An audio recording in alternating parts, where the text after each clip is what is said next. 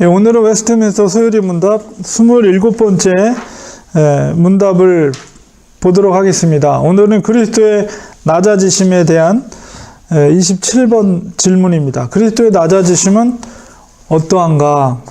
정답은 그리스도의 낮아지심은 곧 그의 탄생하심인데, 이처럼 비천한 지위에 나셔서 율법 아래 복종하시고 이 땅에서 여러 가지 비참함과 또 하나님의 진노하심과 십자가에서 저주의 죽음을 받으시고 장사 지낸 바 되어서 얼마 동안 죽음의 권세 아래 거하신 것입니다.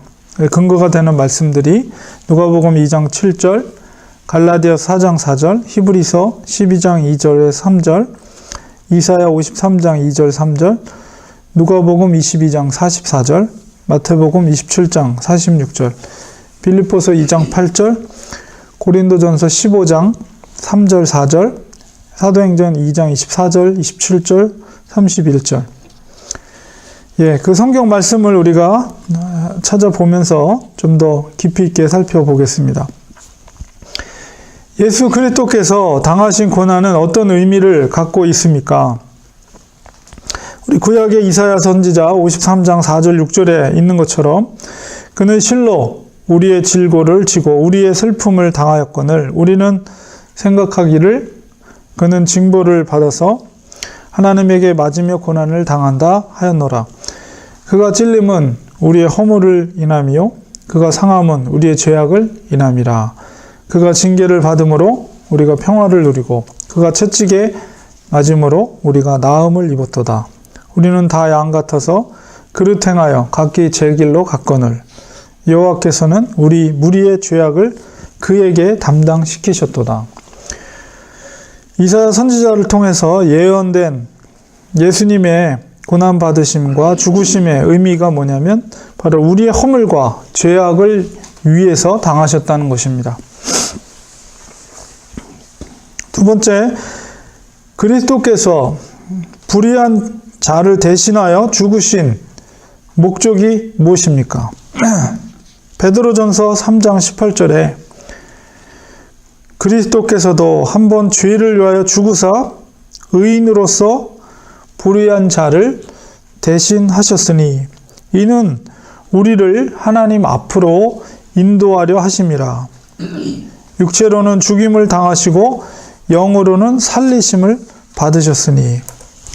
사도 베드로를 통해서 예수님의 대신 죽으심의 목적이 무엇인가라고 했을 때 바로 우리를 하나님 앞으로 인도하시기 위함이다. 하나님의 거룩함 앞에 우리의 죄의 문제가 해결되지 않고는 그 앞에 설 수가 없죠. 예수 그리스도께서 고난받고 십자가에 죽으시고 그 죽으심이 대신 불의한 자들을 위해서 대신 죽으심인데 그 목적은 바로 대신 죄의 값을 치르심으로 우리와 하나님과 화목케 하는 중보자 역할을 주께서 하신 것입니다. 세 번째로 그리스도께서 우리를 대신하여 자신을 희생 제물로 주신 이유는 무엇입니까? 디도서 2장 13절 14절에 보면 복스러운 소망과 우리의 크신 하나님 구주 예수 그리스도의 영광이 나타나심을 기다리게 하셨으니 그가 우리를 대신하여 자신을 주심은 모든 불법에서 우리를 구속하시고 우리를 깨끗하게 하사 선한 일에 열심하는 친백성이 되게 하려 하심이니라.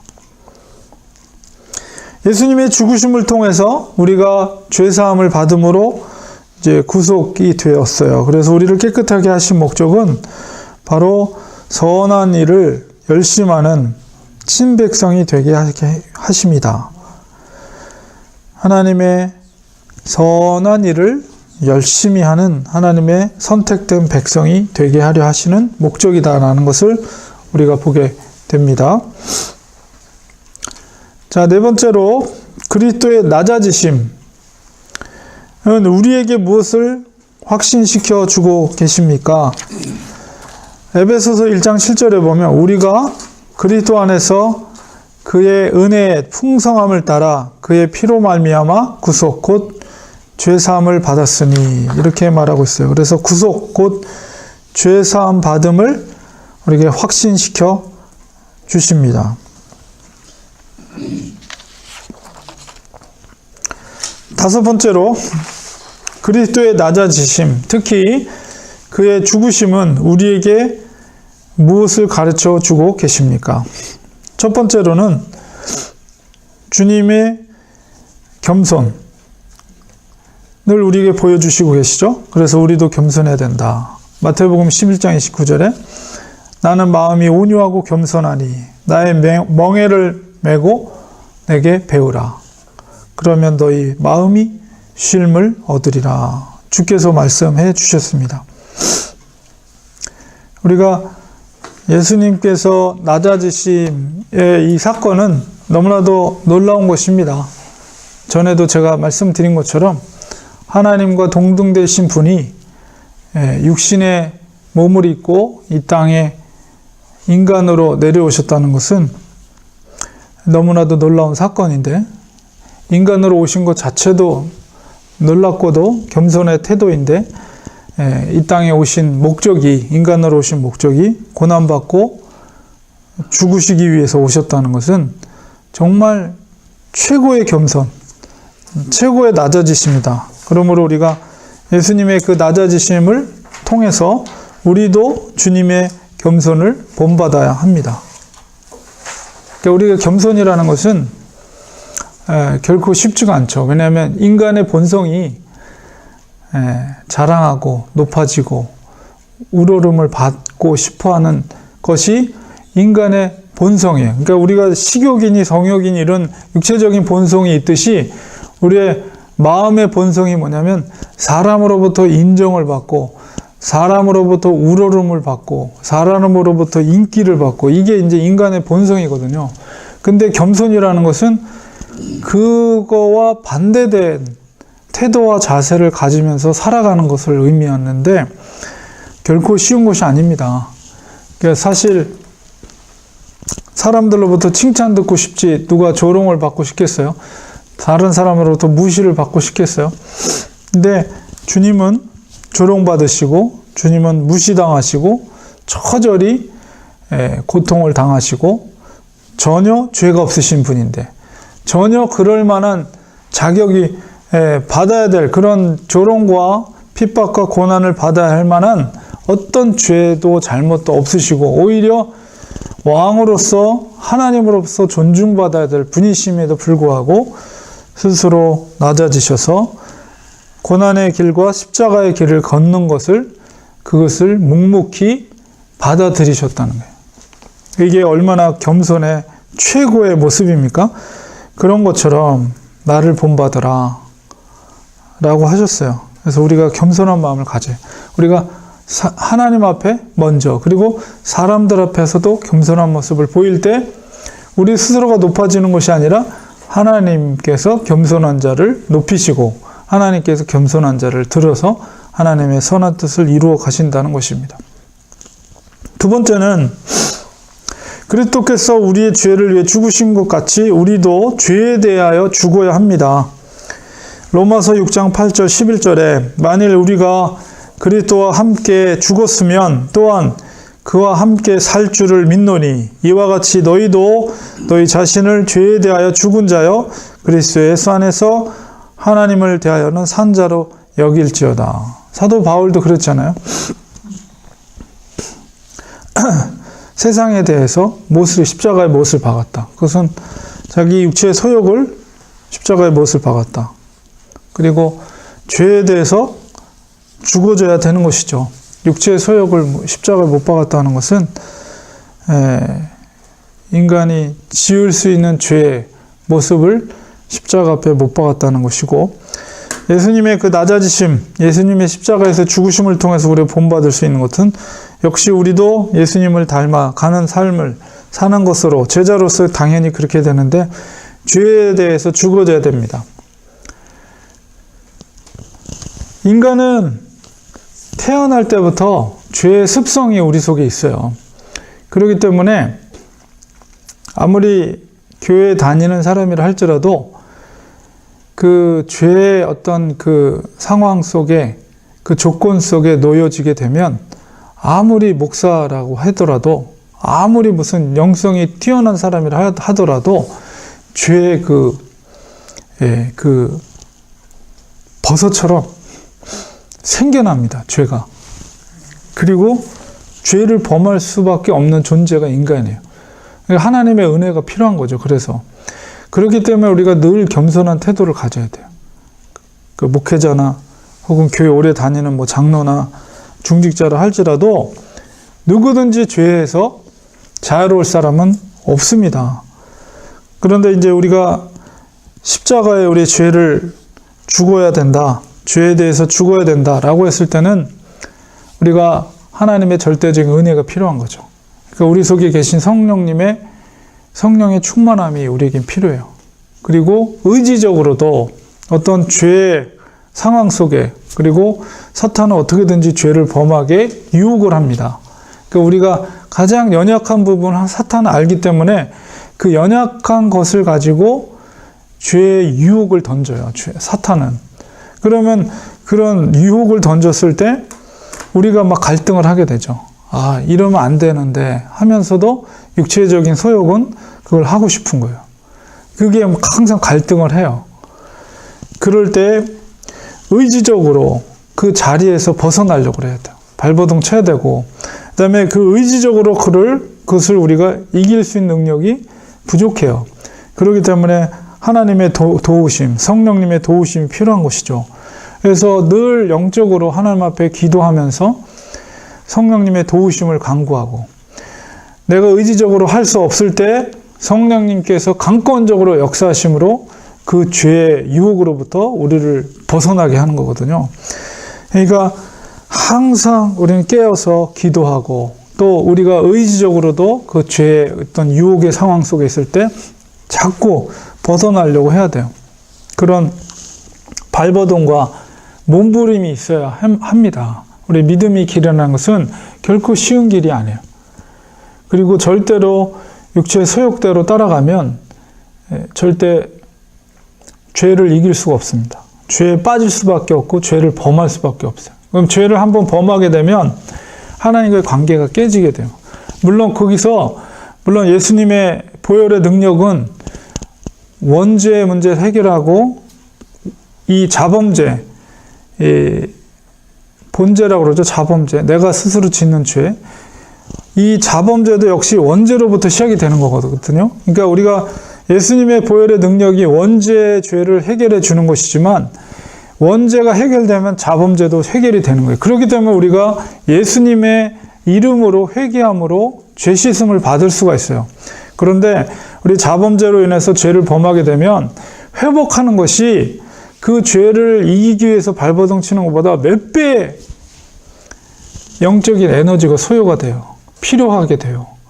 그러니까 우리가 한번 죄를 범하면 영적으로 얼마나 힘든지 몰라요. 그것을 회복하기 위해서는. 그렇기 때문에 우리가 죄의 유혹으로부터, 사탄의 유혹으로부터 우리는 절대 거기에 수렁에 빠져서는 안 돼요. 한번 빠지면 끝없이 거기서 이제 빠져나오지 못하면 어쩌면 그 사람은 영원히 돌이킬 수 없는 그런 죄악으로, 돌이킬 수 없는 죽음으로 빠져 들어갈 수도 있다는 정말 영적인 위기의식을 늘 가져야 됩니다. 그래서 우리는 이 죄의 문제가 가장 심각한 문제예요, 우리가.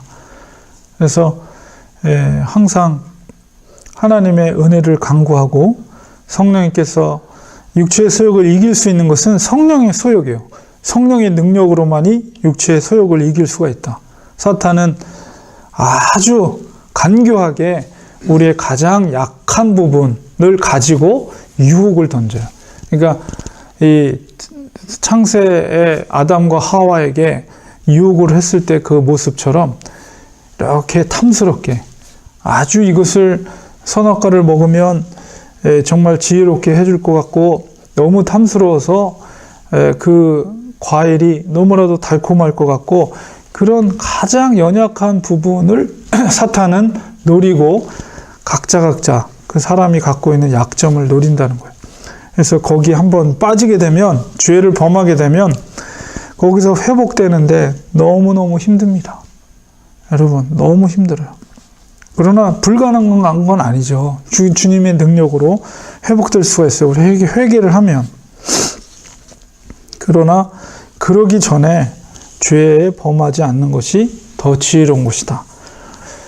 우리가 우리 주님을 닮아가는 주님의 낮아지심 속에서 우리는 그것을 본받아야 되고, 세 번째로는 영광에 비할 수 없는 고난도 받아야 할 것입니다. 베드로전서 4장 1절에 그리스도께서 이미 육체의 고난을 받으셨으니 너희도 같은 마음으로 갑옷을 삼으라. 이는 육체의 고난을 받은 자가 죄를 그쳤음이니. 우리가 주님의 길을 순종하면서 제자의 삶을 산다는 것은 반드시 예수님께 고난이 있었던 것처럼 예수님을 따르는 제자들에게도 반드시 고난이 있다. 이것은 절대적인 진리입니다. 그러니까 이 고난의 문제를 우리가 또 구별해야 될 것은, 우리가 착각하지 말아야 될 건 뭐냐면, 내가 죄를 범함으로 인해서 당하게 되는, 당연히 죄의 대가로 받게 되는 벌을 고난이라고 생각하면 안 돼요. 그러니까 보통 언론상에 보면은 뭐 무슨 사회적인 문제를 일으킨 사람들이 보면 알고 봤더니 장로, 무슨 교회 다닌다는 사람이에요. 근데 자기가 무슨 죄를 범하고 나서 그것으로 인해서부터 사회로부터 비난을 받거나 어떤 형벌을 받거나, 그것을 마치 언론상에서 인터뷰할 때 무슨 그리스도가 받는 고난을 자기가 받고 있다, 이런 식으로 표현하는 것이 있는데, 그거는 자기의 궤변입니다. 궤변. 그거는 자기가 잘못해서 당연히 받게 되는 사회적인 처벌이지, 그것이 그리스도로 인해서 받는 고난이 절대로 아니에요. 여기서 말하는 고난이라는 것은 예수를 믿는 것으로 인해서, 예수를 전하는 것으로 인해서 고난을 받았던 사도행전에 나타난 제자들, 다른 거 아니고 정말 주님을 위해서 살고자 하고 주님의 복음을 전하는 일로 인해서 얼마나 많은 핍박을 제자들이 받았습니까? 베드로도 그렇고, 옥에도 갇히고 매도 맞고, 그다음에 우리 기독교 역사에 보면 손양원 목사님이나 주기철 목사님 순교당하셨잖아요. 뭐 때문에 그래요? 주기철 목사님은 그 일본의 왕에게, 일 왕에게 신사참배해라. 근데 그거를 끝까지 거부했잖아요. 나는 할 수 없다. 그것 때문에 결국 고문당하고 돌아가신 거 아니에요? 다른 거 없었잖아요. 예수님 믿는 것 때문에. 십자가에 침 뱉고 한번 밟고 지나가면 풀어주겠다 해도 절대 그렇지 않고, 주기철 목사님, 손양원 목사님도 역시 마찬가지예요. 공산당에게 십자가를 못 받고, 십자가를 밟고 한번 너가 부인하면 살려주겠다 했지만 그렇지 않았죠. 결국 공산당에게 순교를 당하게 됐잖아요. 그런 것처럼 예수 믿는 것 때문에 당연히 세상에 속해 있지 않기 때문에 세상은 너희를 미워할 수밖에 없다. 주님께서도 그런 말했어요. 세상이 우리를 좋아한다. 그리고 나에게 고난이 전혀 없다. 분명히 우리 신앙에 문제가 있는 겁니다.